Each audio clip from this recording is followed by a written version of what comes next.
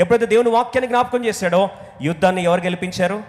దేవుడే గెలిపించాడు. అందుకొరకు మనుషుడు రొట్టె వల్ల కాదు కానీ దేవుడి నోటి నుంచి వచ్చు.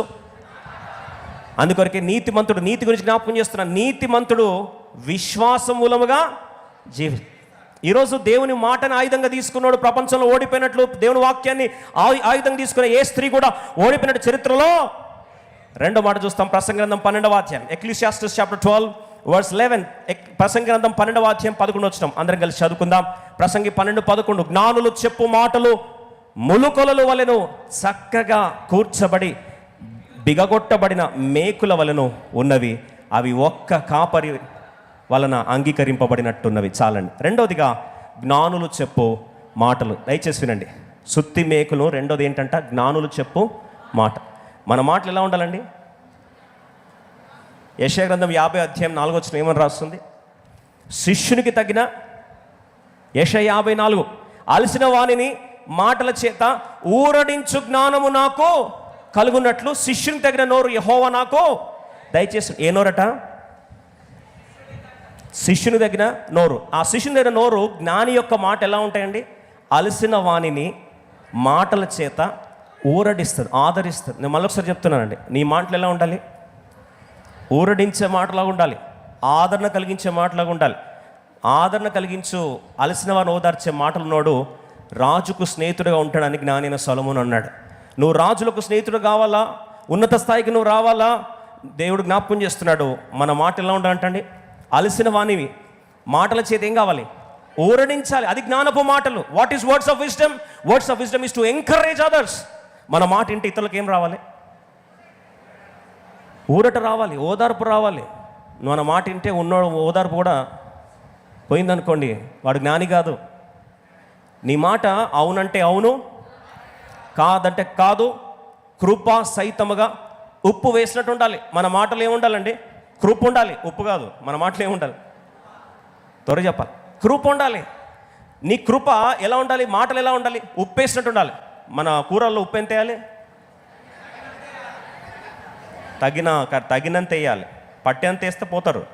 ఎంత వేయాలండి? తగినంత వేయాలి. అవునంటే అవును, దానికంటే ఎక్కువ ఏదొచ్చినా ఏంటంటే అది పాపమే. ఈరోజు విషాదకర మాట చెప్పాలని ఆశపడుతున్నా. మన మాటలు ఎలా ఉంటాయి తెలుసా? మన మాటలు ఎలా ఉంటాయి?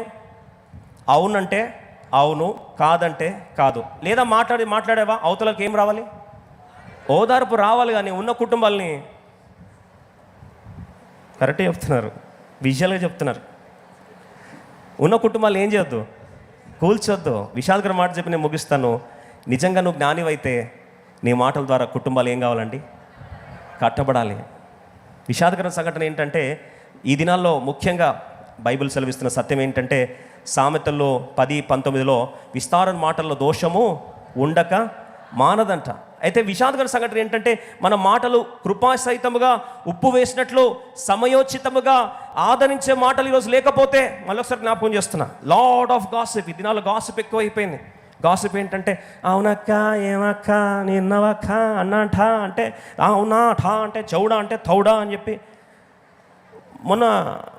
మొన్న ఒక న్యూస్లో మన బిలీవర్సే, అన్న మీకు ఒక న్యూస్ అన్న ఏంటని, ప్రేయర్ చేయాలని. ఏంటని? పలాని మన బ్రదరు అక్కడ నుంచి బయలుదేరాడు. ఎక్కడి నుంచి? దుబాయ్ నుంచి. అవునా అని. ఆయన తెలుసా అన్న మీకు అని. ఏమైంది అన్న? బాంబ్ మిజైల్లో పోయిండంట అన్న. నేను ఫస్ట్ క్వశ్చన్ అడిగినా, నీకెవరు చెప్పారన్న? బాంబు మిజైల్ పడి పోయిండంట అని నీకెవరు చెప్పారు అన్న? నీకు ఎవరు చెప్పారు? పలాని బ్రదర్ చెప్పాడు. ఇమీడియట్గా ఆఫీస్ నుంచి ఆ బ్రదర్ కాల్ వెళ్ళింది. ఏం బ్రదర్ అని? లేదు బ్రదర్, చనిపోలేదు, కొర ప్రాణంతో ఉన్నాడంట అన్న. ఈయనేమో చంపేశాడు. ఆయన ఏమన్నాడు? కొర ప్రాణంతో ఉన్నాడు. మీకెవరు చెప్పారు అని అడిగితే పలాని వాళ్ళు చెప్పారు, దుబాయ్ నుంచి కాల్ వచ్చింది.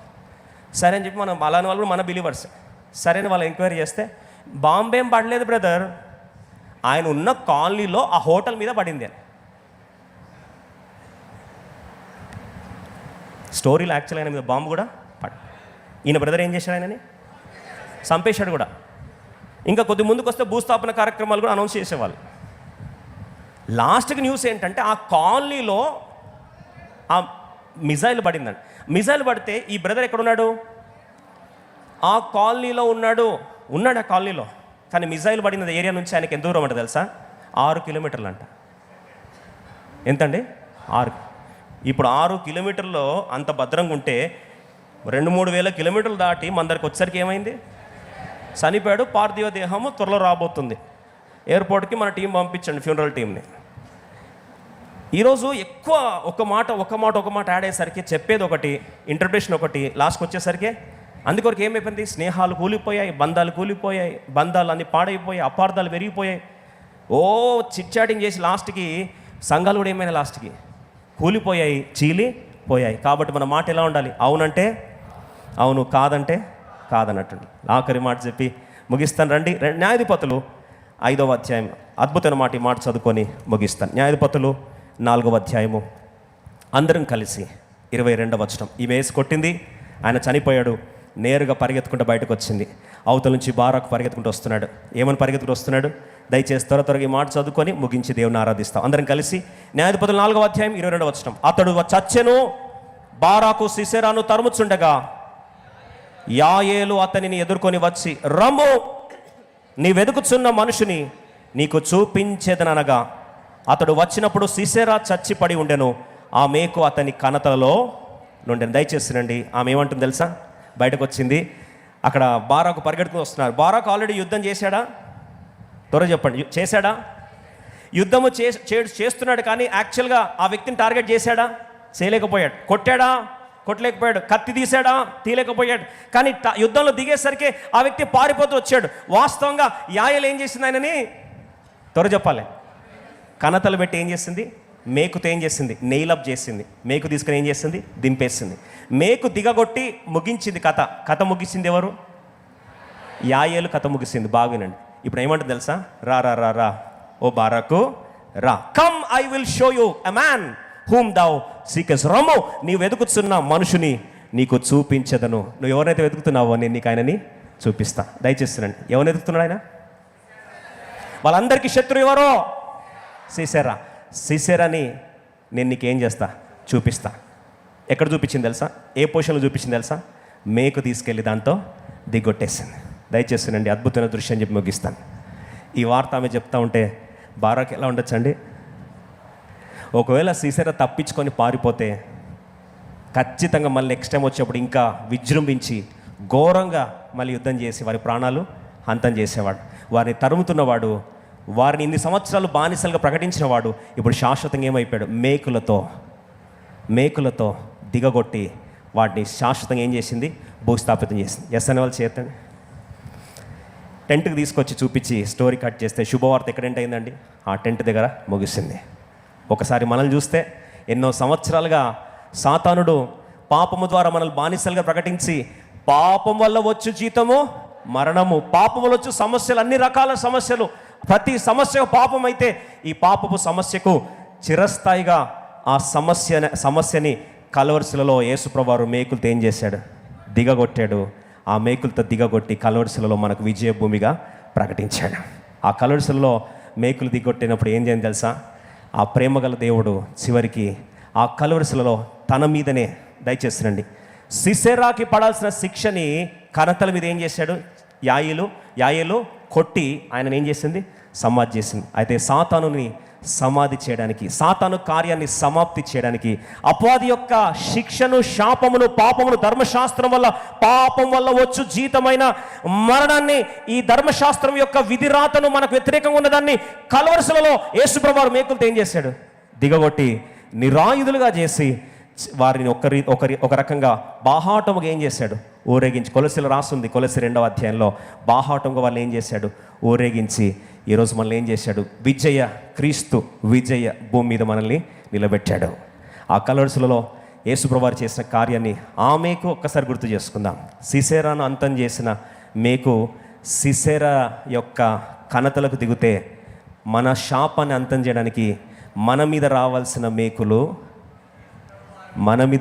మేకును యేసుప్రభువారు తన కణతలు కొట్టించుకోవడానికి ఇష్టపడ్డాడు. ఈరోజు ఆ ప్రేమను గుర్తు చేసుకుంటే మనం కూడా ప్రభు అంటున్న మాట, నేను ఇన్ని రోజులు బెదిరించి, ఇన్ని రోజులు బాధ పెట్టి, కొలస్సీ 2:14 నీకు వ్యతిరేకంగా విధి రాతుంది కదా, నీకు వ్యతిరేకంగా రాత రూపకంగా ఏదైతే రాస్తుందో వాటిని నేను మేకులతో ఏం చేస్తున్నాను? చూడండి ఒక్కసారి ప్రభు ఏం చేశాడంటే కొలస్సీ 2:14 కొలస్సీ 2:14 ఈ మాట చదువుకొని దేవుణ్ణి ఆరాధిస్తాం. మానవుని పాపం ని వెంటాడుతుందా?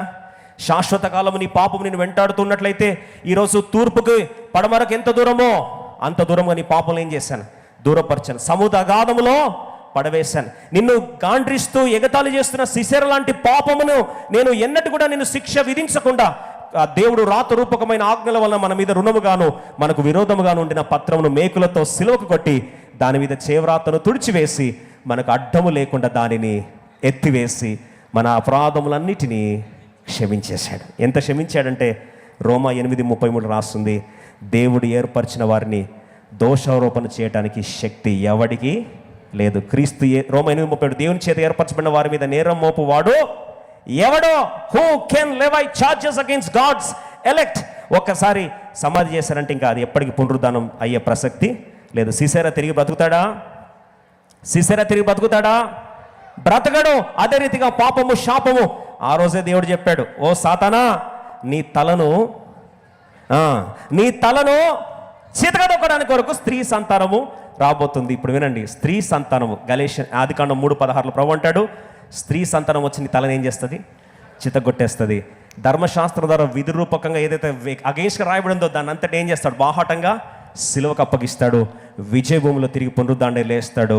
ఆయన పునరుద్ధాన్ని లేస్తాడు. పాపాన్ని శాశ్వతంగా ఏం చేస్తాడు? సమాధి చేస్తాడు. మన మీద రూపక రాయబడిన విధి రాతను ఏం చేస్తాడు? శాశ్వతంగా సమాధి చేస్తాడు. దేవుడు ఏర్పరిచిన అభిషక్తులను లేదా దేవుడు ఏర్పరిచిన వారిని నిందించడానికి కానీ, తప్పుపట్టడానికి కానీ, శిక్ష విధించడానికి నీవు ఏ పాటి వాడవు. ఈరోజు దేవుడు నిరాయుధులుగా చేసి నిరంతరం మన పాపములు సముద్ర అగాధములో పడవేసి నీ పాపం ఎన్నటికీ నీ జ్ఞాపకము చేసుకున్నాను. ఏం చేశాడు? నూతన నిబంధన చేశాడు. ఆ క్రీస్తు ప్రేమను గుర్తు చేసుకుంటే ఆ రోజు ఏదైనా తోటలో ఏ వాగ్దానం అయితే దేవుడు చెప్పాడో, స్త్రీ సంతానం వచ్చి సాతానాన్ని తలనేం చేస్తుంది? చితకగొడుతుంది. ఆ చితగొట్టే క్రమంలో నువ్వు దాన్ని మడిమెను కొడతావు, ప్రయత్నిస్తావు. నువ్వు గెలవాలని ట్రై చేస్తావు. శాశ్వతంగా మాత్రం నువ్వు గెలవలేవు. యేసుప్రభు చనిపోయాడు, సమాధి చేయబడ్డాడు, సాతాను ఓడిపోయాడు అనుకున్నాడు. కానీ తిరిగి మృత్యుంజయుడై 3వ దినం తిరిగి లేచాడు. మరణమా నీ ముల్లెక్కడో, సమాధి నీ విజయం ఎక్కడ? ఈరోజు మృత్యుంజయుడైన యేసుప్రభు ఈరోజు స్త్రీ సంతానము ఆ సాతాను యొక్క తలని ఏం చేశాడు? చితక కొట్టాడు. యాయేలు బలహీనమైనది అంత బలమైన కార్యం చేసింది. యేసుప్రభు కూడా శరీరుడుగా మన కొరకు బలహీనమైన వాడిగా, పేదవాడిగా తను తాను రిక్తునుగా చేసుకొని ఎంత బలహీనుడుగా చేసుకున్నాడంటే తను తాను ముఖం మీద ఉమ్మేస్తే కూడా గడ్డం పెరిగితే కూడా బైబిల్ సెలవిస్తుంది, వదకు తేబడు గొర్రె బొచ్చు కత్తిరించు వాని ఎదుట మౌనంగా ఉండట యేసుప్రభు మన కొరకు ఏమయ్యాడు? మౌనిగా మార్చబడ్డాడు. ఇదంతా చేసింది ఒకటే, మన మీద రావాల్సిన మేకులు కుమారుడిని యేసుప్రభు భరించి సాతాను యొక్క తలని ఏం చేశాడు? చితగొట్టాడు. ఆ కార్యం అనుభవించిన మనము దేవుని అందరం లేచి నిలబడి మనస్ఫూర్తిగా దేవుణ్ణి ఆరాధించుదుము గాక.